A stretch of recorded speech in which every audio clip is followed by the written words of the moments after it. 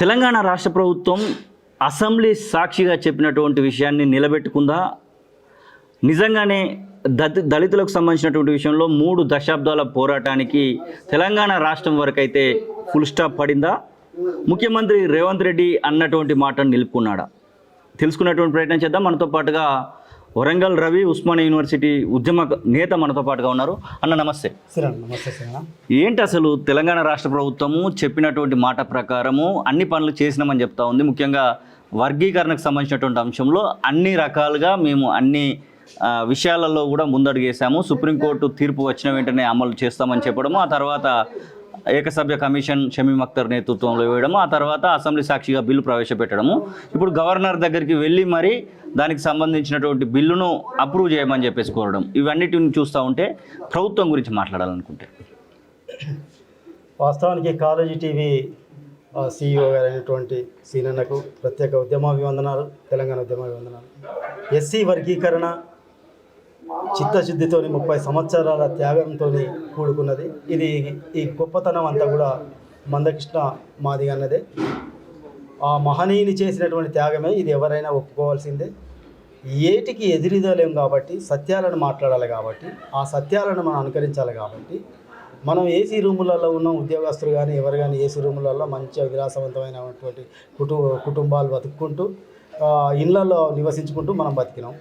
నిరంతరం ఈ జాతి స్వప్రయోజనాల కొరకు కాలిపోతూ వెలుతురునిస్తూ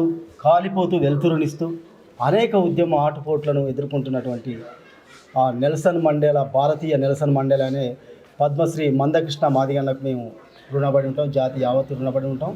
కృష్ణన్నను ఒక ఎస్సీ వర్గీకరణ దానికే పరిమితం కాకుండా ఆయన విశ్వమానవుడు అనేటందుకు, విశ్వమానవ పోరాట పితామహుడు అనేటానికి కూడా ఆస్కారం ఉంటుంది.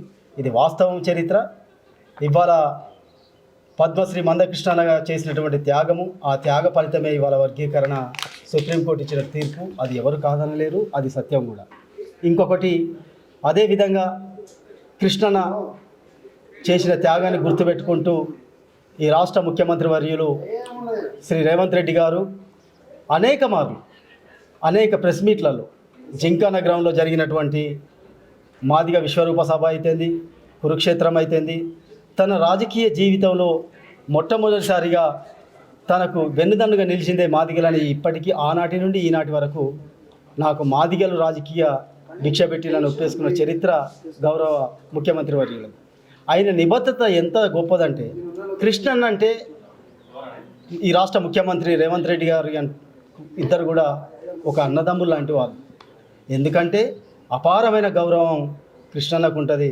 అట్ ద సేమ్ టైం ఈ రాష్ట్ర ముఖ్యమంత్రి రేవంత్ అన్న మీద కూడా కృష్ణన్నకు అదే ప్రేమ ఉంటుంది.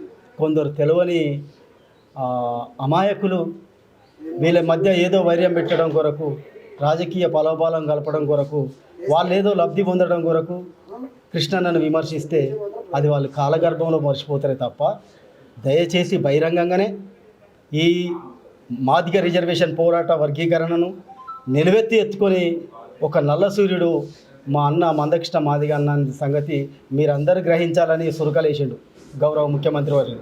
మీరు అందరూ చూసిందే. వాస్తవానికి తెలంగాణ రాష్ట్రమే కాకుండా ఆంధ్ర రాష్ట్రంలో కూడా వర్గీకరణ కొరకు చాలామంది అమరులైనటువంటి వారికి అంకితం ఇస్తానని కృష్ణన్న అన్నాడు. వాస్తవానికి కృష్ణన్నను విమర్శిస్తే మేము పైకి ఎదుగుతామనే ఒక అభాగ్య స్థితిలో, నిస్సహాయ స్థితిలో ఉన్నటువంటి రాజకీయ నిరుద్యోగులకు ఒక స్కోప్ దొరికిందని నేను భావిస్తున్న సీనన్న.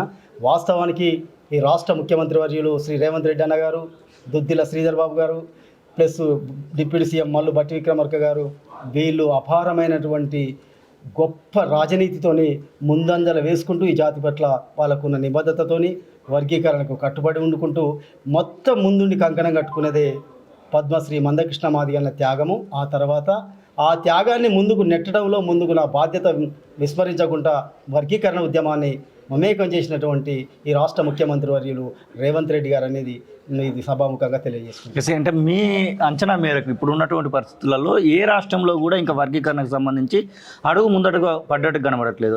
ఆంధ్రప్రదేశ్లో కూడా ఇంకా దానికి సంబంధించినటువంటి చర్చలు దానికి సంబంధించి నడుస్తూ ఉంది. కానీ తెలంగాణలో మాత్రమే ఇది ముందడుగు పడింది. తెలంగాణకు సంబంధించినటువంటి విషయంలో ముందడుగు పడ్డాన్ని ఎట్లా చూస్తున్నారు? వాస్తవానికి ఏ రాష్ట్రంలో కూడా ఇప్పటి వరకు కూడా ఈ తెలుగు రాష్ట్రాలలో కానీ సౌత్ ఇండియాలో కానీ దక్షిణ రాష్ట్రాలలో కానీ ఎక్కడ కూడా ముందు వాళ్ళే. మా ముఖ్యమంత్రి వర్యులు రేవంత్ రెడ్డి గారికి ఉన్నటువంటి చిత్తశుద్ధి ఏందో నిరూపించుకుంటున్నారు. మాటలు చెప్పడం కాకుండా చేతలలో నిరూపించేసేటువంటి గొప్ప ఈ మధ్యకాలంలో ఉన్నటువంటి మహత్తరమైన రాజనీతిజ్ఞుడు. ప్రజల పట్ల ఉన్నటువంటి అనేక సమస్యలను నెమరవేసుకుంటూ ప్రజాపాలన వైపు సాగించుకుంటూ తన చిత్తశుద్ధిని నిరూపించుకుంటున్నాడు మాదిగల పట్ల. ఒక మాదిగల పట్లనే లేడు, అన్ని కులాల పట్ల వారి కుల వృత్తుల పరంగా వాళ్ళు ఎదుర్కొంటున్న సమస్యలు అన్ని కులాలు నాకు సమానమే అని తెలియజేసుకుంటూ అన్ని కులాలు నాకు సంబంధించినటువంటి అందరు ప్రజల నా బిడ్డలే అన్నట్టుగా ఒక రాష్ట్ర ముఖ్యమంత్రి వర్యులు రేవంత్ రెడ్డి గారు చేస్తున్నటువంటి పాత్ర చాలా గొప్పది. అదేవిధంగా ఈ రాష్ట్రంలో మాదిగ రిజర్వేషన్ పోరాట సమితి బలమైనటువంటి ఒక సామాజిక వర్గానికి సంబంధించినటువంటి ఒక కులానికే కాకుండా అన్ని సామాజిక వర్గాలకు ఉన్నటువంటి సంబంధించినటువంటి కులాలను కూడా పైకి తీసుకురావటంలో అందరినీ కలుపుకోలుగా ఒక యూనిటీగా అందరితో చర్చించిన తర్వాత ఆయా ఉమ్మడి సారాంశాన్ని పైకి తీసుకొచ్చి దాన్ని ప్రజల్లోకి నెట్టివేస్తున్న భాగంగానే ఈ సన్న బియ్యాన్ని ఇంప్లిమెంట్ చేసినటువంటి గొప్ప చరిత్ర శ్రీ రేవంత్ రెడ్డి గారికి రాష్ట్ర ముఖ్యమంత్రి వారికి దక్కుతుంది సీనన్న. ఎస్, మీరు ఉద్యమానికి సంబంధించినటువంటి విషయంలో చాలా పాటలు రాసిరు పాడిరు, అలాగే ఎంఆర్పిఎస్ కోసం కూడా జాతి కోసం కూడా రాసి పాడినటువంటి మొత్తానికి విజయం సాధించారు తెలంగాణ రాష్ట్ర వ్యాప్తంగా. ఇప్పుడు ముందు పడేటువంటి నోటిఫికేషన్లు కానివ్వండి, ముందు వచ్చేటువంటి ప్రతి దానిలో కూడా విద్యా ఉపాధి అవకాశాలు అన్నింటిలో కూడా రిజర్వేషన్ అమలు కాబోతూ ఉంది. 15% రిజర్వేషన్ను పంచినటువంటి సందర్భాన్ని కూడా మనం చూస్తూ ఉన్నాం. మొత్తానికి విజయం సాధించినట్టుగా భావిస్తున్నారా? వాస్తవానికి సీనన్న మీరు అడిగిన క్వశ్చన్ చాలా బ్రహ్మాండమైనటువంటి క్వశ్చన్. ఎప్పుడే కానీ ఒక సమస్యను మనం విజయవంతం చేయగానే అది అప్పుడే వికసించి చెట్టు పెద్ద పెరిగి కాయగారి ఫలాలను తినేంత అభివృద్ధి ఎప్పుడు ఏ చెట్టు ఇవ్వదు. చెట్టును మొక్క నుంచి నాటాలి, ఈ ఫలాలు ముందు తరంలో ఫలాలు అనుభవిస్తామనే ఆశతోని ముందుకు వెళ్ళాలి. వాస్తవానికి ఫలాల కొరకు ఎదురు చూద్దాం. మొక్క నాటింది ఒకరైతే నీళ్ళు పోసింది ఒకరైతారు. చెట్టు పెరిగిన తర్వాత చెట్టు కాయల్ని తినేటందుకు కూడా మొక్క నాటినోడు ఉండడు. అది ఎవరికి దక్కాలనో వాళ్ళకే ముందు తరాలకు దక్కుతుందని ముందు చూపుతోనే ముందుకెళ్ళటంతో ఈ కాలం నాటి మహత్తరమైనటువంటి బాబాసాహెబ్ అంబేద్కర్ వారసుడు శ్రీ పద్మశ్రీ మందకృష్ణ మాదిగన్ననే అదేవిధంగా తన చిత్తశుద్ధితోని బహుశా కాలేజ్ టీవీతో ఎన్నోసార్లు మేమందరూ యూనివర్సిటీలో చర్చించుకున్నప్పుడు కూడా మీరు కూడా అప్పుడు ఉన్నప్పుడు ఇదే వాదనతోని మా ప్రభుత్వం మాదిగ రిజర్వేషన్ పోరాట సమితి ఆ వర్గీకరణ ఫలాలను అందరికీ దక్కేటట్టుగా ముందంజ చేసిండు. దయచేసి ఈ పాత్రలో ఈ యొక్క వర్గీకరణ తేవటంలో మందకృష్ణ మాదిగ అన్నదే అది త్యాగ ఫలితము. ఆ త్యాగ ఫలితాన్ని ముందుకు తీసుకువెళ్ళటంలో ఈ రాష్ట్ర ముఖ్యమంత్రి వర్యులు రేవంత్ రెడ్డి అనగాని సభాముఖంగా తెలియజేసుకుంటున్నాను సీనన్న. ఎస్, పాటల రూపకంగా ఇటు మందకృష్ణకు కానివ్వండి, దాంతోపాటుగా తెలంగాణ రాష్ట్ర ప్రభుత్వానికి కానివ్వండి, మీ గొంతు నుంచి చెప్పాలనుకుంటే. త్యాగాల పునాదులపై నిలువెత్తి నీ ఉద్యమము నీకెవ్వరు సాటినయ్యా,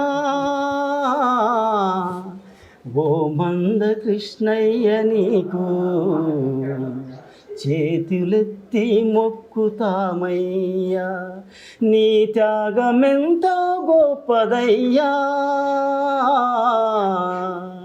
ఓ నల్ల సూర్యుడ కృష్ణన్న నీ పాదాల కొందనాలన్నా, నీ త్యాగమెంతనో గొప్పదోయన్న నేను నిలువెత్తి కొలుస్తున్నమన్నా,